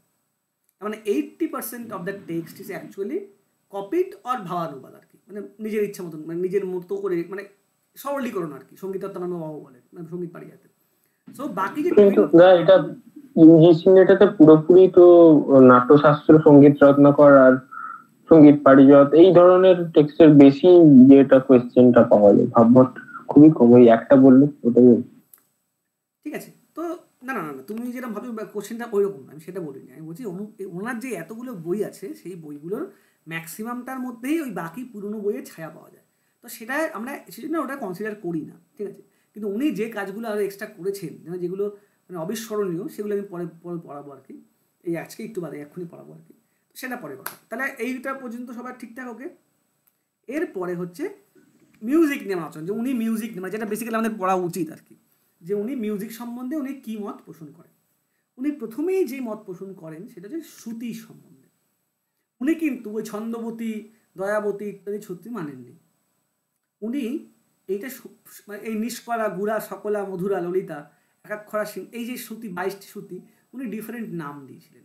এবং এই নামগুলো ম্যাক্সিমামটা আমরা কোথায় পাই, এই সকলা, নিষ্কলা, গুড়া, দ্যাট ইজ সঙ্গীত মকরন্দে পাই, ওকে। মানে সঙ্গীত মকরন্দের যে নাম এবং সঙ্গীত সময়সার পার্শ্বদেবের নাম, এই দুটো মিক্স করে উনি কিন্তু ছন্দবতী, দয়াবতী মানেননি, উনি এইটি মেনেছেন। যেমন নিষ্কলা গুড়া সকলা মধুরা ললিতা একাক্ষরা সিংহজাতি, ঠিক আছে, রসগীতিকা ইত্যাদি, এই যে 22টি শ্রুতি। তার মানে এটি হচ্ছে ওনার প্রথম ওর নিজস্ব মত আর কি, যে আমি এইটা মানব, ফার্স্ট পয়েন্ট। সেকেন্ড পয়েন্ট কি, উনি কিন্তু তাই বলে কিন্তু ছন্দপতি দয়াবতীকে ছেড়ে দেননি, মানে ওই যে নান্যভূপাল প্রচলিত যে শ্রুতির নাম সেটা কিন্তু উনি ছেড়ে দেননি। উনি বলছেন দেখো ওটা অত্যন্ত প্রচলিত, তাই ওটাকে আমি পরবর্তীকালে কনসিডার করব, ওটাকেই ধরেই কাজ করব, কিন্তু আমার মতে আমি শ্রুতির নাম এটাই ধরব। ওকে, তো এটা পরীক্ষায় খুব একটা প্রশ্ন আসে না, কারণ এটা তোমার সঙ্গীত মকরন্দের সাথে সমান এবং সঙ্গীত সমাচারের সাথে সমান, সো দ্যাটস ওয়াই এটা মাথায় রাখার দরকার নেই। মেন মাথায় মানে মুখস্থ করতে হবে না এই নামগুলো স্যার? না, সকলা নিষ্কলা গুড়া এটা সঙ্গীত মকরন্দ সঙ্গীত সমাচার থেকে প্রশ্নটা আসে, তাই জন্য এই প্রশ্নটা এখানে পড়াবো না আমি আর, ঠিক আছে।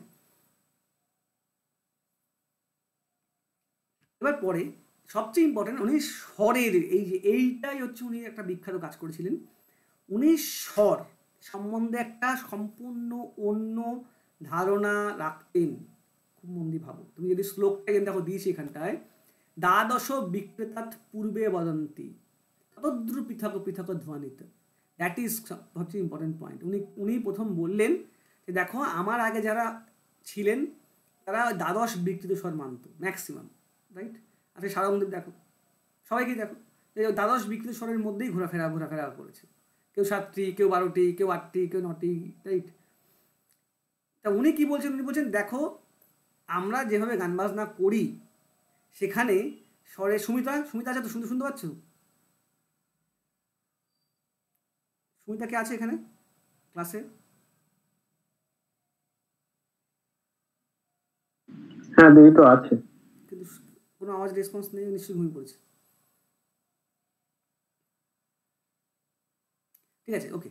তো উনি যেটা করেছেন সেটি হচ্ছে উনি কি বললেন যে আমার আগে যারা মানতো তারা ওই 12টি বিকৃত স্বরের মধ্যে ঘোরাফেরা করতো, কিন্তু আবার উনি কি বলেন সপ্তে শ্রুতি ভিন্ন নয় পঞ্চ রাগ বিবোধন যেটা মানা হয় রীতি নয়, কিন্তু উনি কি বললেন, উনি বললেন আমি সব মানি না, আমি গান বাজনা প্র্যাকটিক্যালি করে দেখেছি এবং যে স্বরগুলো আমি শুনতে পাই আমি সেইটাই ক্লাসিফাই করব। সেটা কি? বলো তুমি ঘুমিয়ে পড়ছো নাকি? না বলো। এই দেখো, এই যে স্বরের যে এইটা তোমার জন্য খুব ইম্পর্টেন্ট, যে এই স্বর ভাবভট্ট যে স্বরের যে অ্যারেঞ্জমেন্ট করেছিলেন সেটা অত্যন্ত একটা ইম্পর্টেন্ট অ্যারেঞ্জমেন্ট। উনি কি করেছিলেন, উনি বলছেন যে আমার আগে যারা মানতো যে দ্বাদশ বিকৃত স্বরা, যে সবাই দ্বাদশ বিকৃত 12টি বিকৃত স্বরের মধ্যে ঘোরাফেরা করতো এবং আরও কম বেশি এদিকে 7টি 12টি ইত্যাদি, তা আমি সেটা মানব না। আমি যেটা বলবো সেটা হচ্ছে অদ্ভুতভাবে উনি স্বরের বিন্যাস করেছিলেন, খুব ইম্পর্টেন্ট বিন্যাস, কেননা এইখান থেকে একটা অদ্ভুত বিন্যাস শুরু হয়, এখনকার দিনের মডার্ন বিন্যাস শুরু হয়। উনি কি বলেন যে চত্বারিংশত যে প্রক্তা, যে যে 43টা স্বর ভাব সম্মত, মানে আমার মত অনুযায়ী আমি 43টি স্বর তার মধ্যে সেটাই মাথায় রাখবো, তার মধ্যে 43টি স্বরের মধ্যে 42টি বিকৃত স্বর, স্বরজ সবসময় শুদ্ধ থাকবে, মনে থাকবে। দ্যাট ইজ একটা প্রশ্ন আসে পরীক্ষায় যে হাউ মেনি স্বরা বেসড অন ভাবভট্ট, মানে ভাবভট্ট অনুযায়ী 7টি শুদ্ধ স্বর এবং 42টি বিকৃত স্বর, মনে থাকবে সবার। তো উনি একটা অদ্ভুত ঋষভের 9টা বিকৃত, ঋষভের 1টি শুদ্ধ ফর্ম এবং 9টি বিকৃত ফর্ম। কোথায় সেগুলো? এবার সেটাই তো আমি বলছি, এটা তোমার খুব ইম্পর্টেন্ট, যে সবাই কিন্তু মন দিয়ে শুনবে যে এতদিন পর্যন্ত আমরা কি করেছি, যে 22টি শ্রুতির 4 নম্বরে সরোজকে বসিয়েছি, রাইট? দাদা ওটা একদম শ্রুতির সাথে মিলবে তো একই রকম ভাবে? নিশ্চয়ই। তাহলে এতদিন পর্যন্ত আমরা দেখেছি সবাই মোটামুটি 22টি শ্রুতিতে 4 নম্বরে সাকে বসিয়েছে, রাইট? সা তীব্রা কুমুদ্যুতি দয়াবতী ছন্দবতীতে বসে আছে, রাইট? কিন্তু এইখানে ছন্দবতী সবসময় 1 নম্বর স্বর, ওকে? মানে কোথায়? মানে উনি ভাবভট্ট ছন্দবতীকে প্রথম শ্রুতি হিসাবে ধরেছে। আচ্ছা, মানে ছন্দবতী থেকে শুরু হচ্ছে, তাই তো? খুব ইম্পর্টেন্ট পয়েন্ট। তার মানে আজকে বলি না যে স্বর 1 নম্বর শ্রুতিতে অবস্থিত, আমি সবসময় সবাইকে বলি যে কোনো শ্রুতি 1 নম্বর হতে পারে, কোথা থেকে তুমি সরজ শুরু করছো সেটা সবচেয়ে ইম্পর্টেন্ট। তার মানে ভাবভট্ট ছন্দবতীকে প্রথম শ্রুতি ধরেছেন। দ্যাট ইজ আ মানে সা হচ্ছে প্রথম শ্রুতি, তাই তো? ইয়েস। ওকে, এবং সায়ের কোনো বিকৃত ফর্ম নেই। চুত্ত অচুত্ত গোষ্ঠীর মাথা যারা ছিল ততক্ষণ পর্যন্ত দ্যাটস ওয়াই সা সদা শুদ্ধ স্বর, যেটা আমরা এখনকার দিনে মানি আর কি। তার মানে উনি ছন্দবতীতে সাকে বসালেন, অফকোর্স যেটা সবার সাথে সমান, কিন্তু উনি ছন্দবতীকে প্রথম শ্রুতি ধরলেন। First point. সেকেন্ড পয়েন্ট কি, যে সায়ের কোনো বিকৃত ফর্ম থাকতে পারে না, এই জন্য উনি সাকে সদা শুদ্ধ বললেন। এছাড়া উনি কি করলেন, অদ্ভুত জিনিস, তারপরে উনি ক্লাসিফিকেশনটা একই রকম রাখলেন, কিন্তু নাম চেঞ্জ করলেন। আজকে ঋষভ কত নম্বর শ্রুতিতে ছিল?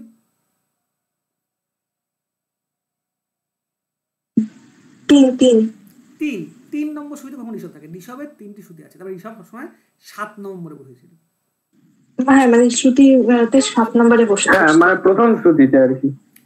ছন্দবতী, দয়াবতী, রজনী, রক্তিকা, উনি কিন্তু শুদ্ধ ঋষভ রক্তিকাতেই রাখলেন, রাইট? রক্তিকা মানে 7 নম্বর, তখন কিন্তু 7 নম্বর এখন হয়ে গেল কত নম্বর? 4 নম্বর। 1 2 3 4, তার মানে ঋষভ এখন বসে আছে 4 নম্বর শ্রুতি, মানে ওনার মত অনুযায়ী। কিন্তু কেন করলেন? সাতও যদি তীব্রায় করেন না, ছাত্র তীব্রই করেননি, ছাত্র উনি ছন্দবতী করেছেন, কিন্তু ছন্দবতীকে উনি প্রথম শ্রুতি করেছেন। ঠিক আছে, আচ্ছা আচ্ছা, বুঝতে পেরেছি। মানে চতুর্থ শ্রুতি হচ্ছে ছন্দবতী, তাহলে ওটা প্রথম শ্রুতি মেনেছেন ওটা। তাহলে আগের গুলো কোথায় গেল? আগে ছিল তীব্রা 1 নম্বর শ্রুতি, রাইট? তীব্রা কুমুদ্যুতি, রাইট? এখন উনি বলেন Chhandovati is the number 1, so that's Chhandovati যে প্রথম শ্রুতি, এবং সা প্রথম শ্রুতিতেই বসে আছে। ওটা থেকে ফার্স্ট কাউন্ট হবে। আচ্ছা, ওকে। এবং সা সব সময় শুদ্ধ অবস্থায় থাকবে, সায় কোনো নিচে কিংবা উপরে কোনো বিকৃত ফর্ম নেই। আগে যেমন ছিল অচুত্ত অচুত্ত সা, সা নড়তে পারবে, সা নিচের দিকে নামতে পারবে, এরকম কোনো আঁকলেনি না। তার মানে টনিক, এই যে কথাটা, যে tonic note should be fixed in every way, উনি কিন্তু প্রথম বললেন। ওকে, এছাড়া উনি কি করলেন, উনি বললেন যে কোনো স্বর যখন তার শুদ্ধ স্টেটে থাকবে, এই জায়গা ধরো এই যে শুদ্ধ ঋষভ, আমার দেখো পয়েন্টটা দেখো, রাইট? যখন কোনো স্বর তার শুদ্ধ অবস্থায় থাকবে, তার থেকে সে যদি একটি শ্রুতি কমে যায়, নিচের দিকে যায়, তাহলে সেটি হবে মৃদু স্বর। ওকে, কি হবে? মৃদু স্বর। তার থেকে যদি আরেকটু স্বর নিচের দিকে নামে, আরেকটি শ্রুতি, সেটা হবে মন্দ স্বর। ওকে, তার থেকে যদি আরেকটি শ্রুতি নিচের দিকে নামে, সেটা হবে হচ্ছে অতি মন্দ স্বর। ওকে, মনে থাকবে। তারপর নিচের দিকে যদি নামি আমি কোনো স্বরের শুদ্ধ স্টেট থেকে, তার মানে একটা শুধু নিচের দিকে নামলে সেটা। স্যার আবার আরেকবার একটুখানি বলুন, আবার একটু বলুন। ধরো কোনো একটা, আমি পেন কোথায় আছে? পেন শোনা, পেন এই পেনটা কোথায় থাকে না? আচ্ছা পেন এখান থেকে। আচ্ছা চলো আমি এখানে লিখছি। ধরো এইটা হচ্ছে একটা শুদ্ধ স্বর, লাল নামা দেখতে পাচ্ছ? হ্যাঁ হ্যাঁ, এই স্বরটি শুদ্ধ। ধরো এটা হচ্ছে রে, ধরো ঋষভ শুদ্ধ স্বর, রাইট? তাহলে এ আর সা বসে আছে ধরো এখানটায়, ধরো সা সবসময় শুদ্ধ, তাহলে সা, রাইট? তাহলে সা থেকে রে, এই শ্রুতি সংখ্যা সেই উনি 3টেই রেখেছেন, যে সা থেকে একটা শ্রুতি, ঠিক আছে, তারপরে আর একটি শ্রুতি, তারপরে এবার রে 3টে শ্রুতি আছে। কিন্তু শ্রুতির কাউন্টটা শুধু ছন্দবতীতে সা এসে গেছে, মানে প্রথম শ্রুতি হলো ছন্দবতী। ছন্দবতীতে সা আগেও ছিল, এখনো আছে, কিন্তু উনি ছন্দবতীকে প্রথম শ্রুতি মেনেছেন। ঠিক আছে, হ্যাঁ, মানে তখন হচ্ছে ছন্দবতী, দয়াবতী, রঞ্জনী, রক্তিকার, বুদ্ধিকা, মানে এইভাবে হবে পরপর। মানে এই যে রে, ও যদি টুয়ার্ড স্বরের দিকে প্রথম, মানে একটি শ্রুতি নিজের দিকে নামে, এই যে এই একটি শ্রুতিতে নামে, সেটি হবে হচ্ছে, কিন্তু আমি তো প্রথম শ্রুতি কাউন্ট করবো না দাদা, সে হচ্ছে মৃদু। ঠিক আছে, এইটা হচ্ছে মৃদু শ্রুতি। ঠিক আছে, একটা শ্রুতি নিচের দিকে নামলে n-1, n-2 হলে কি হবে? সেটা হবে মানে সাইড থেকে একটা নিচে নামলে না, যে কোনো শুদ্ধ স্বর তার যদি একটা শ্রুতি নিচের দিকে নামে স্টেট অনুযায়ী, ঠিক আছে, আচ্ছা আচ্ছা, তাহলে সেটি হবে মৃদু। আরেকটি শ্রুতি যদি নিচের দিকে নামে, সেটা হবে মন্দ। ঠিক আছে,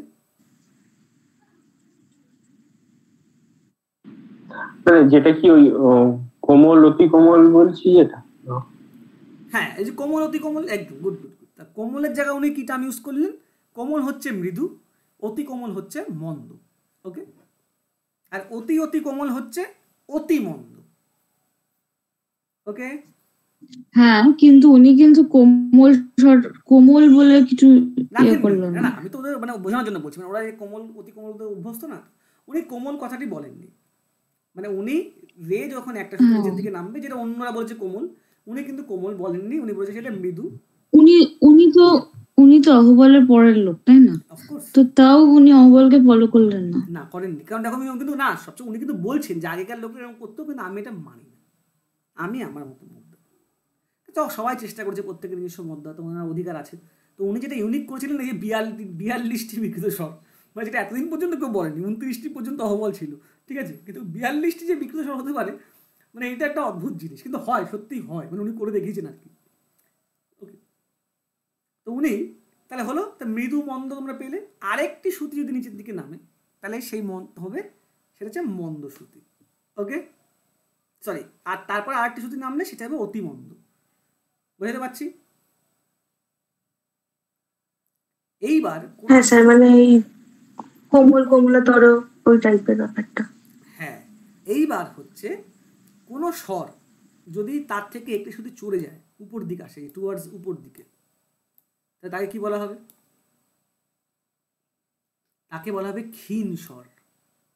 এই শব্দটা খুব ইম্পর্টেন্ট, আমার নিজেরও মনে হয় that is very important, that is ক্ষীণ স্বর। মানে তীক্ষ্ণ, এটাও কি স্যার শুদ্ধ স্বর থেকে একটা শ্রুতি চললে তো? হ্যাঁ, শুদ্ধ স্টেট থেকে যদি একটা স্বর আছে, তার নাম হচ্ছে তীক্ষ্ণ স্বর, মানে কিংবা সেই অন্য ক্ষেত্রে তীক্ষ্ণ স্বর আর কি, তীক্ষ্ণ।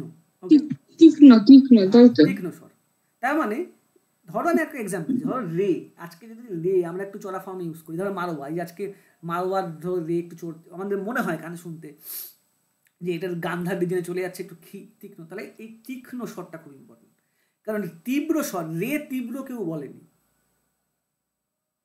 কিন্তু রের যে একটা মানে যে কোনো স্বরের যে একটুখানি উপর দিকে যাওয়া রে তীব্রতা অহবল বলে হ্যাঁ, গেছে, কিন্তু সেটা ইমপ্র্যাকটিক্যালি নেই,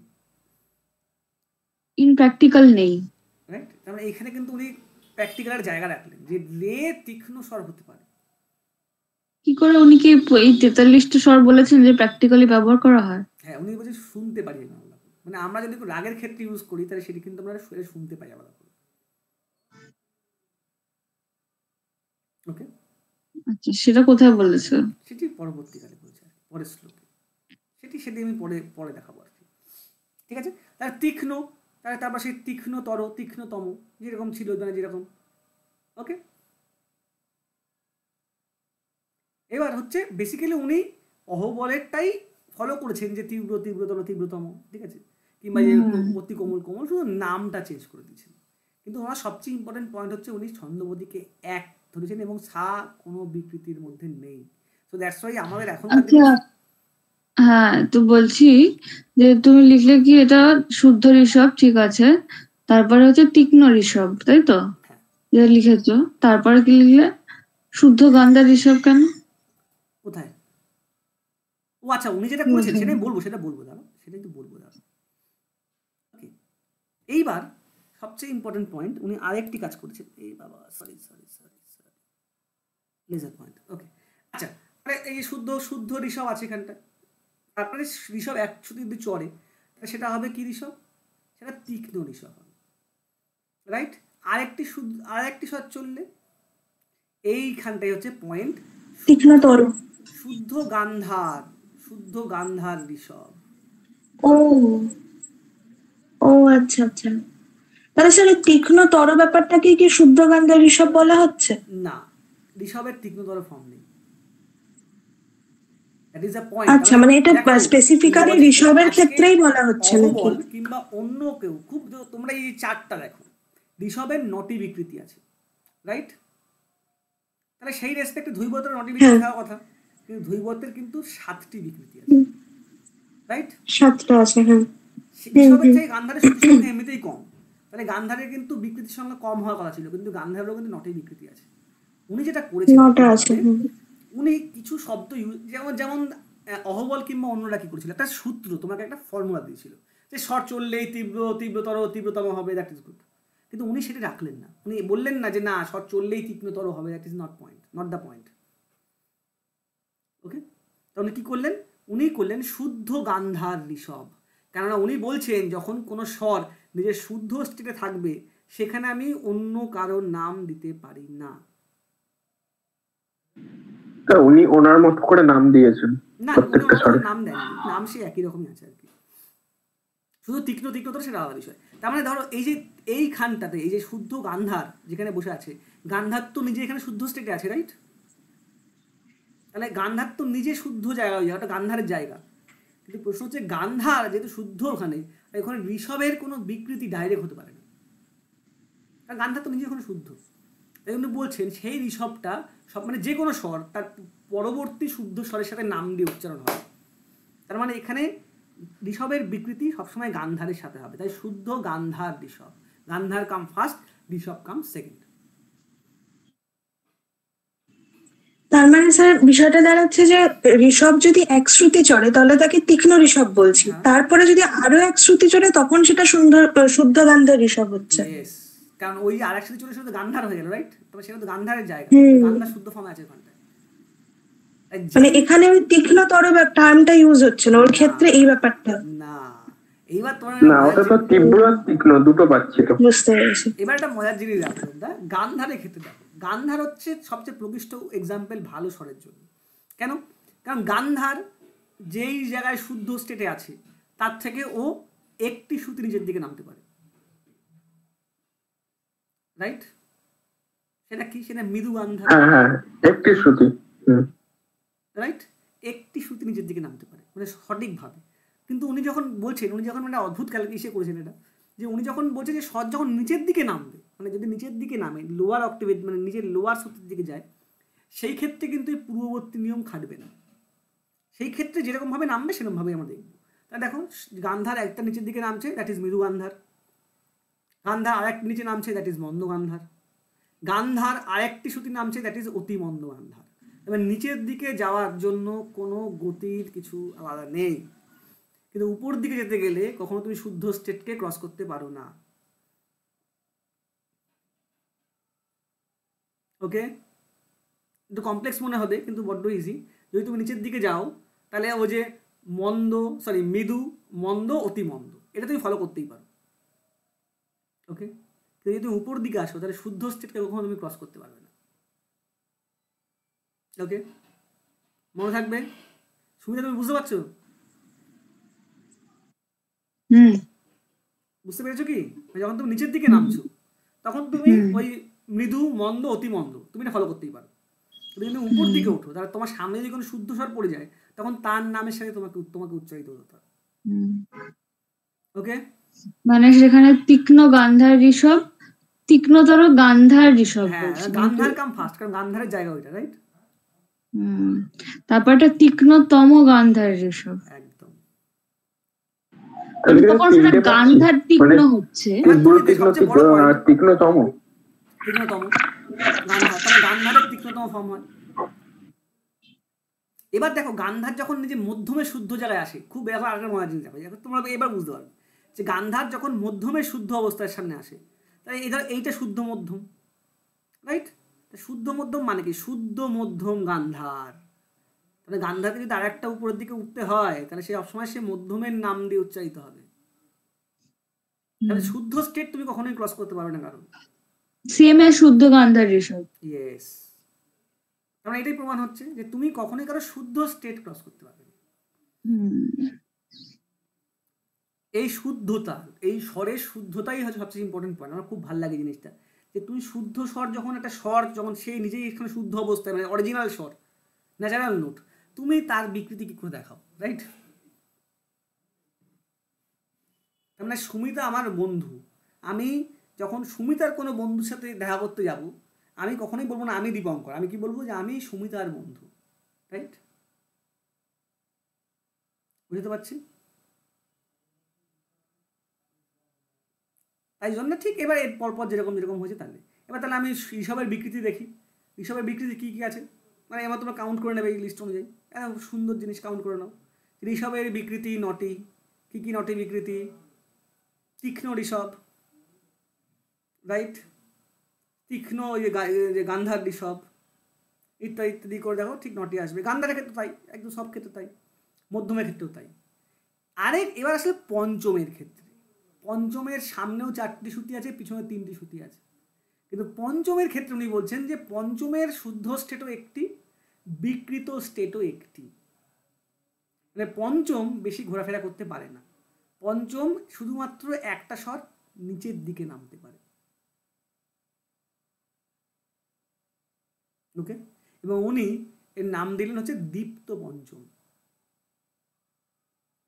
এইটা খুব আরপিএসসি 2বার পরীক্ষায় ছিল যে হু টার্মড দীপ্ত পঞ্চম। ওকে, যে পঞ্চমের একটি বিকৃতি, পঞ্চম নিজের জায়গায় শুদ্ধ অবস্থায় থাকতে পারে আর একটা শ্রুতি নিজের দিকে নামতে পারে, লাইক ওই মধ্যমগ্রাম লাইক, এবং তার নাম হচ্ছে দীপ্ত পঞ্চম। আমরা যারা বাঁশি বাজাই তারা আমরা এটা খুব ভালো করে জানি যে দীপ্ত পঞ্চম বলে পঞ্চমটা সত্যি থাকে, মানে পঞ্চমের একটু বিকৃতি হয়, পঞ্চম কখনো ফিক্সড নোট নয়। আমাদের বাঁশিতে দুটো দীপ্ত পঞ্চমটা কি তাহলে আরেকবার বলুন একটু। সেই পঞ্চম যেখানে পঞ্চম নিজের শ্রুতি থেকে একটা শ্রুতি নিচের দিকে নামে। আচ্ছা আচ্ছা, তার মানে কি, একটা শ্রুতি নিচের দিকে নামলে কি ছিল, মৃদু, রাইট? এখানে মৃদু মৃদু পঞ্চম হয় না, সেটা মধ্যমগ্রাম হয়ে যেত আগে। তাহলে একটা নিচের দিকে নামলে তুমি সেখানে মৃদু টার্ম দিলেন না, উনি টার্ম দিলেন দীপ্ত পঞ্চম। বাকিদের জন্য যেন সেরকমই আছে। কেন দিলেন মৃদু পঞ্চম, কেন হবে? কেননা পঞ্চমের কোনো সকল ডাইরেক্ট মৃদু ফর্ম হয় না, পঞ্চম দুটো ডিফারেন্ট পঞ্চম, মানে দুটো পঞ্চম ডিফারেন্ট, এইটা পঞ্চম ফিক্সড নোট। ওকে, হ্যাঁ মানে আমরা যেমন সাধারণভাবে জানি যে পায়ের যেটা সাপা যে অচল স্বর, তোমরা ভালো করে দেখো সরোজগ্রাম কিংবা মধ্যমগ্রাম, তুমি যদি খেয়াল করে দেখো পঞ্চম কিন্তু একটি, পঞ্চম কিন্তু দুটি নয়। হ্যাঁ ওটাই বলতে চাচ্ছিলাম যে আমরা যেমন নর্মালি জানি যে পায়ের কোনো আলাদা ফর্ম হয় না, উনি সেই হিসেবে জিনিসটাকে, কনসেপ্টটাকে মাথায় রেখে ওটাকে কোনো মৃদু ফর্মে দেননি, ওটাকে দীপ্ত পঞ্চম করে দিয়েছেন। কেননা মধ্যমগ্রামে পঞ্চম না কোমল হয় না ইয়ে হয়। আমরা যারা বাঁশি বাজাই তারা এটা খুব খুব মাইনরলি দেখি, আমাদের বাঁশিতে যেটা নর্মাল পঞ্চম বাজানোর জায়গা আর যেখানে দীপ্ত পঞ্চম বাজানোর জায়গা দুটো ডিফারেন্ট। ওকে, সেখানে পাটা একটুখানি নিচের দিকে নামে, আর সেই সমস্ত রাগের জন্যই ধরো শঙ্করা, ঠিক আছে, শঙ্করার ক্ষেত্রে পা একটু নিচের দিকে নামে, ঠিক আছে, এই যে কল্যাণ মানে ইমন, স্পেশালি ইমনের পা সামান্য একটু নিচের দিকে নামে। ওকে, এইটা গান বাজনার যারা খুব মাইনরলি করবে তারা কানেকশন ধরতে পারবে যে হ্যাঁ এটা ধরা যায়, সত্যি ধরা যায় যে পঞ্চমের দুটো ফর্ম ধরা যায়, যে পঞ্চম যেখানে একদম ফিক্স, যেটা নর্মালি যেটা 358 যে লোকে বলে সকল, আর তার সাথে 358তে একটা ছোট্ট জায়গা আছে পঞ্চমে। ওকে, তো সেটা অন্য বিষয়, সেটা আমরা ক্যালকুলেটিভ বিষয়, সেটা পরে আলোচনা করবো। এছাড়া বাকি সমস্তটাই একই রকম আছে অ্যাজ পার শ্রুতি ডিভিশন অনুযায়ী। তাহলে আমরা কি সে জানলাম যে 42টি বিকৃত স্বর আছে টোটাল সব মিলে। তোমরা কাউন্ট করে দেখবে প্রত্যেকটাই নটি নটি করে আছে। ওকে, নটি নটি একটি 7টি 7টি, তো সব মিলে 42টি বিকৃত স্বর, আর সরোজকে ধরে টোটাল 43টি। কারণ সরোজের বিকৃত ফর্ম নেই যদিও, কিন্তু সরোজকে ধরতেই হবে, ওই জিরোটা ধরতে, এক ধরতে basically. So that's why total 43টা বিকৃত স্বর। 28 plus 14 is equal to 42 plus সরোজ ইজ ইকুয়াল টু 43। ওকে, এইটাই হচ্ছে সবচেয়ে ইম্পর্টেন্ট পয়েন্ট। তারপরে 43টি বিকৃত স্বর আছে এবং 7টি শুদ্ধ স্বর আছে। তার মানে যদি বলে যে হাউ মেনি স্বরাজ as per Bhavbhatt is equal to 42 plus 7 is equal to 49। Okay, মাথায় থাকবে। এটা তো আমি তোমাদের দিয়ে দেবো, তখন তোমরা দেখে নেবে, এটা কোনো খুব হামরি কিছু নয়। ওই অতি কোমলের জায়গায় ওইখানে উনি মৃদু ওই মন্দ ইউজ করেছেন, আর তীব্রতম জায়গায় উনি সেটাই ক্ষীণ তীক্ষ্ণতম ইউজ করেছেন, কিন্তু শুদ্ধ স্টেট থাকলে সে তার সেই শর্টটার নাম দিয়ে শুধু নিশ্চিত করেছে। ওকে, হ্যাঁ স্যার, ব্যাস, দ্যাটস ইট, কমপ্লিট। তাহলে এই শর্টটা বুঝতে পেরেছি। তাহলে স্বরের একটা প্রশ্ন তোমরা পেয়ে গেলে, যে একটা যে আমি প্রথম করেছিলাম স্বর। তাহলে পরেরটা যাই আমরা।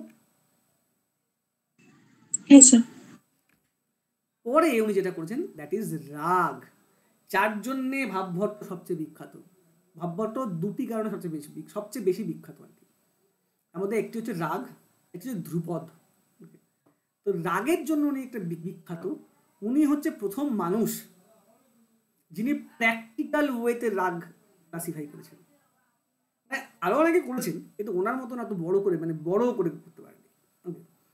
উনি পুরোনো দিনের যে সমস্ত রাগ, এই ধরো সারঙ্গদেবের সময় তৈরি কিংবা সেই সময় প্রচলিত, তখনকার দিনেও প্রচলন ছিল, এরকম 234টি পুরনো রাগ এবং 70টি নতুন রাগ এর ইন্ট্রোডাকশন দিয়েছেন এবং ডিটেল ডেসক্রিপশন দিয়েছেন। ওকে, মানে পুরোনো দিনে, মানে ওনার পূর্ববর্তীকালে কিংবা সেই সময় স্টিল নাও, যে 234টি পুরনো রাগ মানে যার উল্লেখ পাওয়া যায় আগে, আর সাথে নতুন 70টি রাগকে ইন্ট্রোডিউস করেছিলেন। ওকে, এবং উনি 18টি এবং কারোর ক্ষেত্রে 20টি মেলে, মানে মেল মানে ক্লাস, নট মেল, ওকে খুব মানতে হবে, আমি মেল বলছি, মেল মানে কিন্তু মেল নয়, দ্যাট ইজ ক্লাসে রাগকে ডিভাইড করেছিলেন। তাহলে 20টি রাগাঙ্গ, মানে রাগের উপর বেস করে রাগ ডিভিশন করেছিলেন। সবচেয়ে ইম্পর্টেন্ট পয়েন্ট, তাকে রাগাঙ্গ পড়াচ্ছিলাম, তখনই ভেবেছিলেন যে আমি ভাববোধটা পড়াবো আর কি।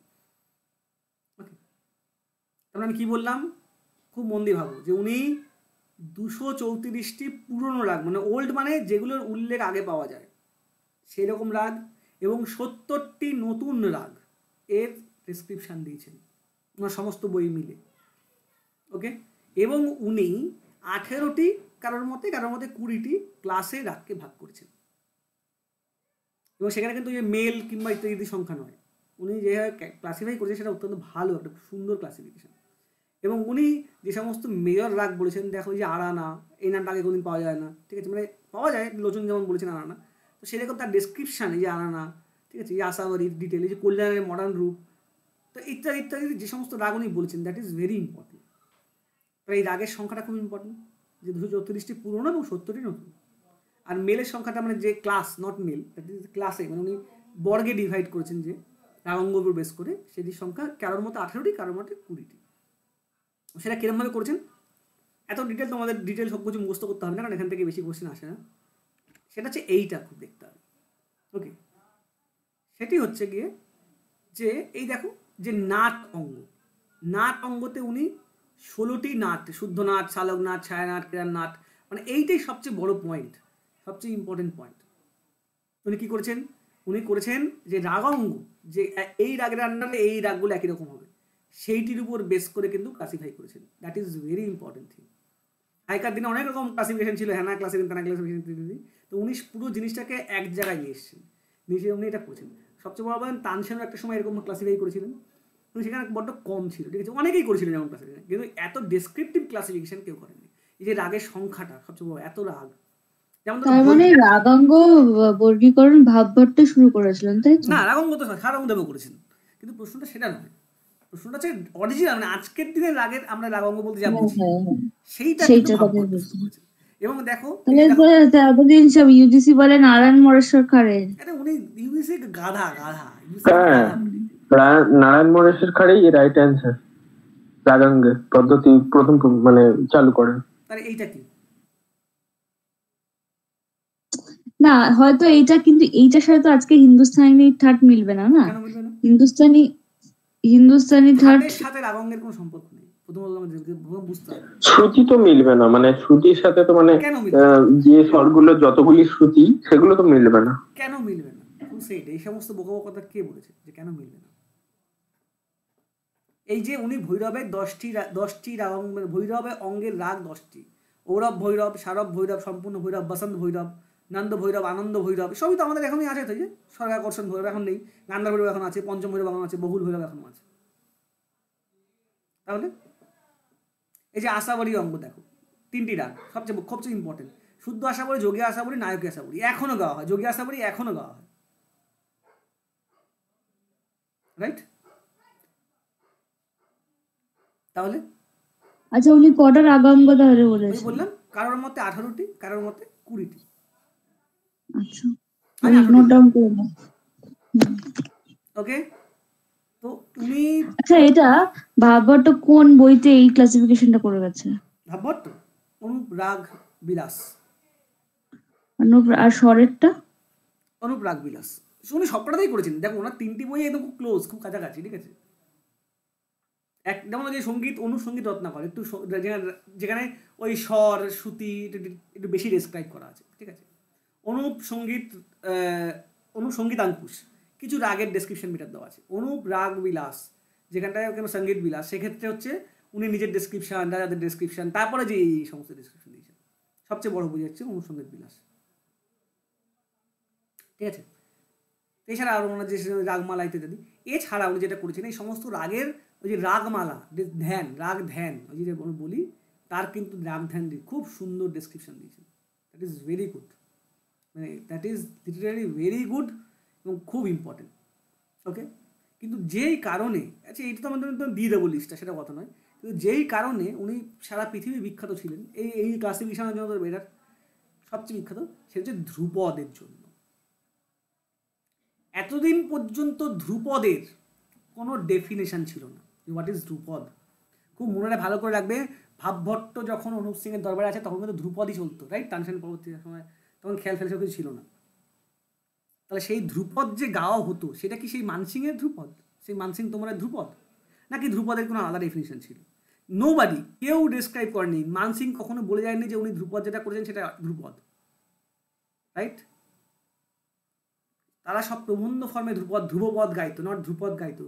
ধ্রুপদ বলে যে কোনো একটা মেটেরিয়াল হয়, ধ্রুপদের যে কোনো একটা ফর্ম হয়, ধ্রুপদ বলে যেটা হয়, ধ্রুপদ যে গান বাজনা করা হয়, ধ্রুপদে যে নাচ করা হয়, ধ্রুপদ কীরকম হবে তার ডেসক্রিপশন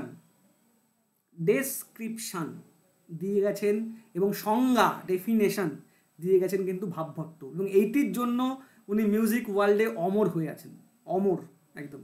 আর ধ্রুপদের কথা মুখে আসলেই প্রথম ভাবভট্টের নাম আসবে, রাইট? কারণ ধ্রুপদের ডেফিনেশন হচ্ছে ভাবভট্ট দিয়ে গেছে, যেটা আধুনিক ধ্রুপদ আমরা বলতে ভাবি, তার ডেফিনেশন ভাবভট্টই প্রথম দিয়ে গেছে, এবং এই জন্য উনি বিখ্যাত, অমর হয়ে আছেন। এবং এই জন্য ওই যে নষ্ট উদ্দিষ্ট প্রবোধক ধ্রুপত্রিকা এত বিখ্যাত, এই জন্য এখন ইউনিভার্সিটি ঘোষণা দেয়। আচ্ছা, এটা তুমি চন্দনের আরেকটা ক্লাস আছে, তো তুমি এটা কটা অবধি নেবে জিজ্ঞেস করছে। আর মাত্র 5 মিনিট, আর ওদের প্রেজেন্টেশনটাও আছে 5 মিনিট 5 মিনিট। ঠিক আছে, ঠিক আছে, ঠিক আছে। তো এই ডেফিনেশনটা আমি তোমাদের পরে এসে করে দেবো, ঠিক আছে? এই ডেফিনেশন অনুযায়ী যেটা বলছেন, আর উনি ধ্রুপদকে দুভাগে ভাগ করেছিলেন, ঠিক আছে? যে একটা হচ্ছে নাচের জন্য উপযোগী ধ্রুপদ, যেখানে নাচ নৃত্যর সাথে নৃত্য উপযোগী ধ্রুপদ, আর একটা হচ্ছে গানের উপযোগী ধ্রুপদ, ঠিক আছে? এবং এই যে ডেফিনেশন দেওয়া আছে এখানে পুরো আধুনিক কালের ধ্রুপদের মতোই সবচেয়ে ইম্পর্টেন্ট। এখানে সবচেয়ে শব্দ খুব ইম্পর্টেন্ট, যে এই যে মধ্যদেশ ভাষায়াম, ঠিক আছে? তার মানে ধ্রুপদ যে সেই সময় দেশি ভাষায় লেখা হতো, সেইটা সবচেয়ে বড় প্রমাণ হচ্ছে এইটা, নট সংস্কৃত কিংবা অন্য ভাষা। তো এছাড়া আরও অনেক ডিসক্রিপশন সেটা পাওয়া যায়। ওকে, তারা হচ্ছে দেশি ভাষাটা কি ভাষা? দেশি ভাষা, লোকাল ভাষা, রিজিনাল ডায়ালেক্ট। আচ্ছা আচ্ছা, সেটা যে কোনো ভাষাই হতে পারে। ইয়েস, যে কোনো ভাষা। তো আজকের দিনের জন্য আমরা এইখানেই শেষ করব, ঠিক আছে? আশা করি তোমরা তোমাদের মার্ক ঠিক করে নিয়েছো, রাইট? তোমরা কি পাবে? বলো, এই প্রশ্ন যেখানে সেখান থেকে শুরু করেছেন সেখানে ফেরত আসি। তোমাদের মার্কস পেতে কোনো সমস্যা নেই তো? আর এখান থেকে 1.5 মার্ক না স্যার, আশা করি আরাম করে পেয়ে যাবে। না দাদা, 1.5 মার্ক, ঠিক আছে? ধন্যবাদ সবাইকে ক্লাসে থাকার জন্য। Thank you sir. আমার একটু তাড়াহুড়ো করে লেট হয়ে গেল আর কি। ওকে, ঠিক আছে। আমরা আবার এরকম করে আমরা একদিন করে খুব জ্ঞান গল্প পড়াশোনা করবো, আর একদিন করে এরকম মার্কস শিখতে করবো, ঠিক আছে? মার্কস তোলার মতো একদম একদিন ঠিক শিখবে, একদিন স্যার আপনি জেনজি ক্লাস নেবেন বলেছেন। হ্যাঁ, সব ঠিক আছে। ওকে, তো আজকে এই পর্যন্ত থাকলো। Bye bye sir. ধন্যবাদ। চন্দন আর পিয়ালি থেকে যা, বাকি যা